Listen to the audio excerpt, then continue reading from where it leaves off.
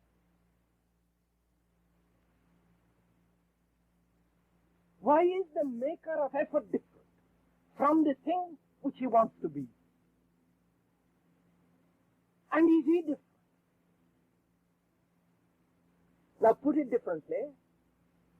You have thought. And you have also the thinker. You say, I think. I am this and I must be that.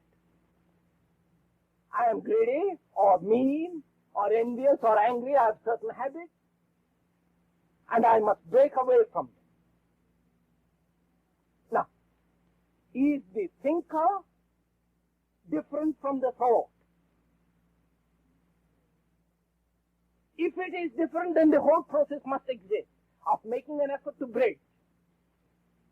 Of the thinker trying to alter his thought. Thinker trying to concentrate and avoid, resist encroachments of other thoughts.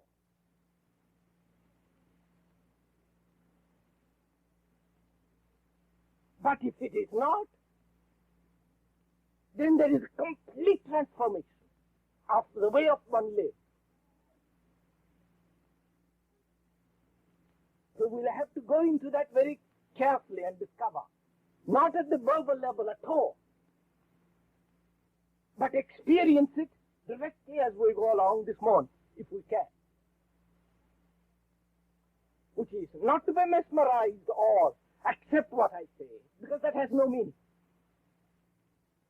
But actually experience for oneself whether this division is true and why it exists.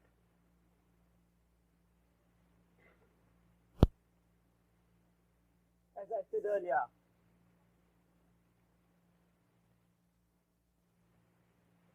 memories are not surely different from the me which thinks about it. I am those memories. The memory of the way to the place where I live, the memory of my youth, the memory of inexperienced, unfulfilled desires, and fulfilled, the memories of injuries, resentment, ambition. All that is me. I am not separate from those. Surely that's an obvious fact, isn't it? The me is not separate. Even if the me is separate, and if you think about it, it is still part of thought. And thought is the result of the past.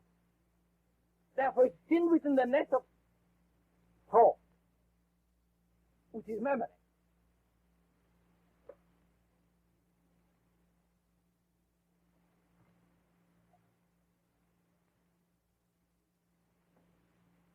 So this division between the thinker, the maker of effort, the seeker, and the thought is artificial, fictitious.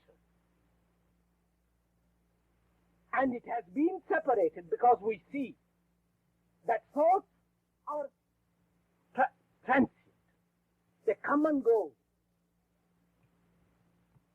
They have no substance in themselves. And so the thinker separates himself and gives himself permanence. And he exists but thoughts vary. It's a false security.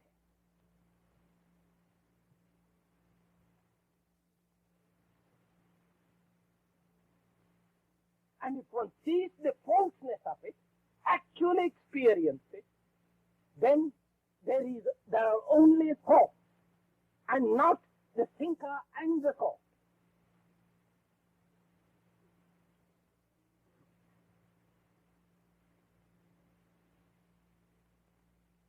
Then you will see if it is an actual experience, not merely a verbal assertion or just amusement, a hobby. Then you will find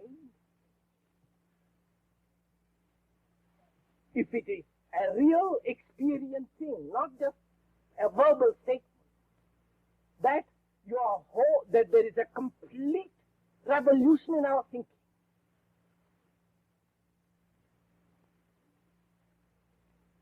then there is real transformation.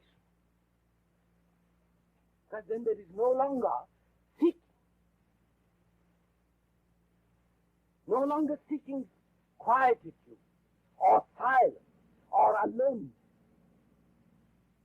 Then no, there is only the concern with what is thinking, what is thought.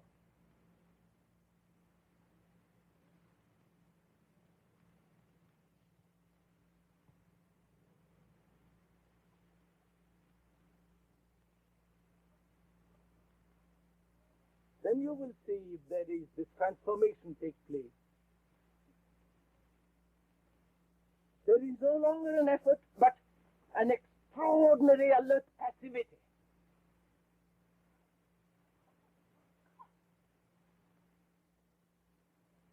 In which there is understanding of every relationship.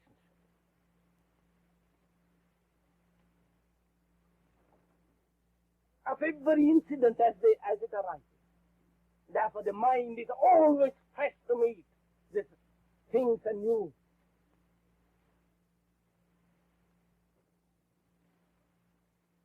And hence, that silence which is so essential is not a thing to be cultivated, but comes into being naturally. When you understand this fundamental thing, that the thinker is the thought, and therefore the I is transient. Therefore the I has no permanency. The I is not a spiritual entity. If you are able to think that the I is God or something spiritual, everlasting, it is still the product of thought. And therefore of the known, therefore not true.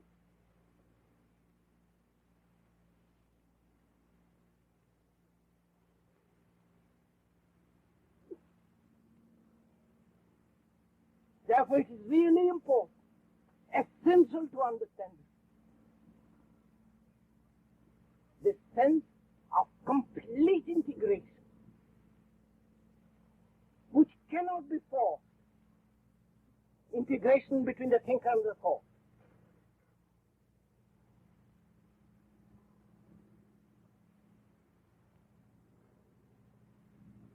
It's like a deep experience which cannot be invited, which you cannot lay awake thinking about it. It must be seen immediately. And you do not see it because you are clinging to your past beliefs, conditions, what you have learned, that the I is something spiritual more than all the thoughts. Surely it's so obvious. Whatever you think is the product of the past, of your memory, of words, sensations, your conditioning. If you can think about the unknown, surely you cannot know the unknown, therefore you cannot think about it. What you can think about is the known. Therefore it's a projection from the past.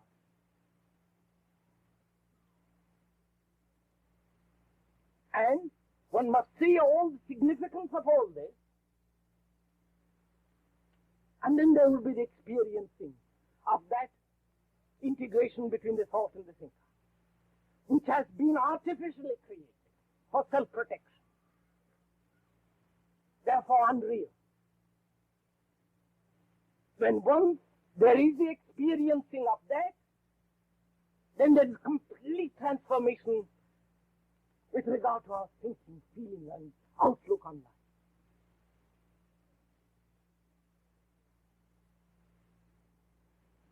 Then there is only a state of experiencing, and not the experiencer and the experience which has to be altered, modified, changed. There is only a state of constantly experiencing, not the core experiencing, not the center, the me, the memory experiencing, but only a state of experience. which we do occasionally when we are completely absent, when the self is absent. I do not know if you have not noticed. When there is a deep experiencing of anything, there is neither this sensation, neither the experiencer, nor the experience, but only a state of experience, a complete integration. When you are violently angry, you are not conscious of yourself as the experiencer. Later on, as that experience of anger fades, then you become conscious of you being angry.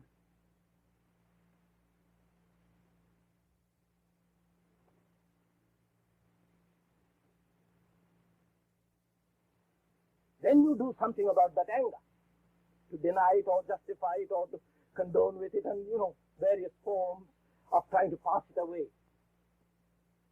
But if there is not the entity who is angry, but only that state of experiencing, then there is a complete transformation. If you will experiment with this, you will see. Then you will see when there is this radical experiencing, this radical transformation, which is revolution, then the mind becomes quiet.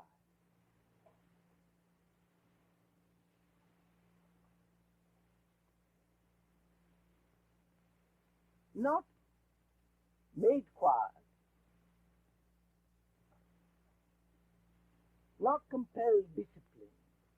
Such quietness is death, is stagnation.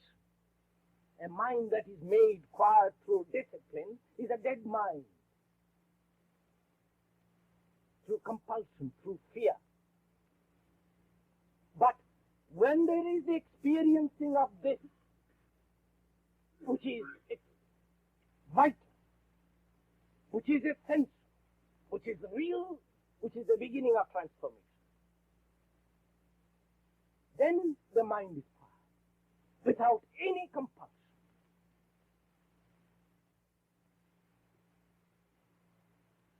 And when the mind is quiet, then it is capable of receiving.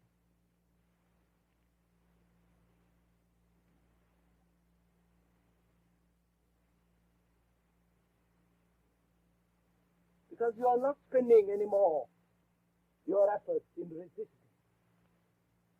in building barriers between yourself and reality, whatever that reality be. All that you have read about reality is not reality.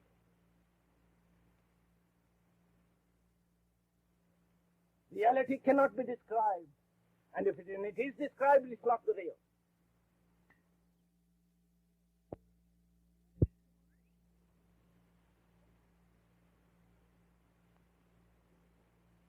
And for the mind to be new, for the mind to be capable of receiving the unknown, the mind must be empty.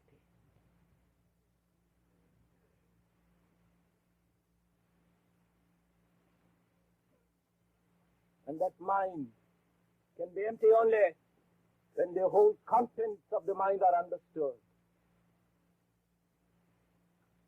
To understand the contents of the mind, one must be watchful, ever aware of every movement, every incident, every sensation.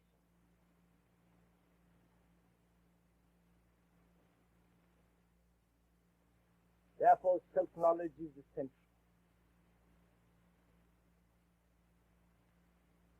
But if one is seeking through self-knowledge an achievement again, then self-knowledge leads to self-consciousness. And there one is stuck. And it's extraordinarily difficult to withdraw from that net. When once you're caught,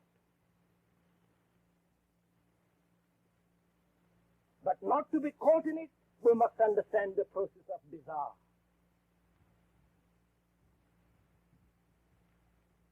The craving to be something. not the desire for food, clothes, and shelter. That's quite different.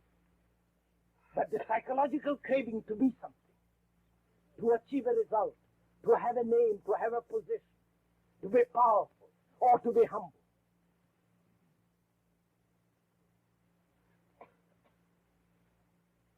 Surely, only when the mind is empty, then only it can be useful. But a crowded mind of fear,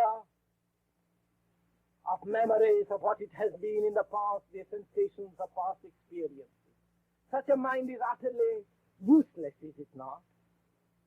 Such a mind is incapable of knowing what is creation.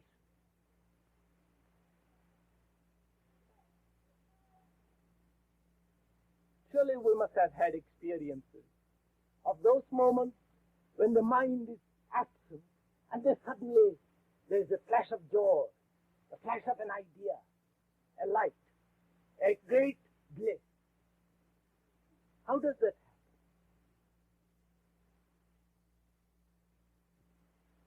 It happens when the self is absent, when the process of thought, worry, memory, pursuit are still.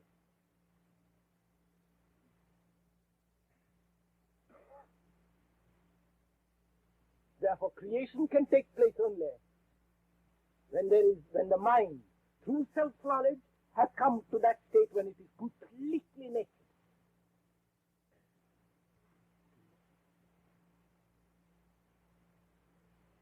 All this means arduous attention, not merely indulging in verbal sensations,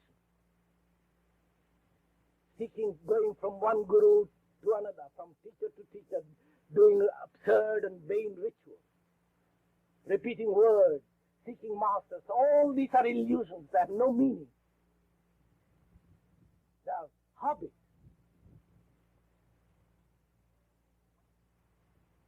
But to go into this question of self-knowledge and not be caught in self-consciousness and go ever deeply, more profoundly, so that the mind becomes completely quiet. That is true religion. Then such a mind is capable of receiving that which is eternal.